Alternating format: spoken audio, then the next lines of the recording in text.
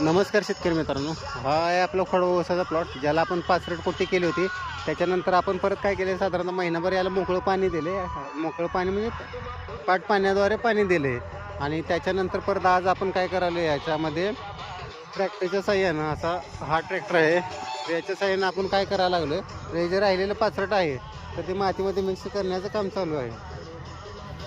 आता बरेच शेतकरी काय करतात, त्याच्यामध्ये पॉवर टेलरचा वापर करतात, लहान ट्रॅक्टरचा. तर त्याच्यामुळं काय होतंय, बऱ्याच वेळा पाचरोट मिक्स होत नाही. आता हे जास्त पाचरोट होतं माझ्या ह्याच्यात, तर याच्यामध्ये सुद्धा असं काही काही ढिगारा परत राहायला लागले ते.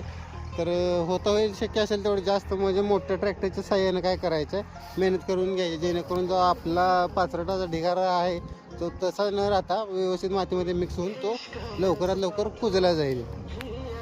धन्यवाद. असं थोडासा मोठा ट्रॅक्टर, पॉवर टिलरपेक्षा थोडासा मोठा ट्रॅक्टर घेतला तरी काय अडचण नाही. ह्याच्यामुळं काय होतं, ताकद जास्त असल्यामुळं रिझल्ट चांगला भेटतो.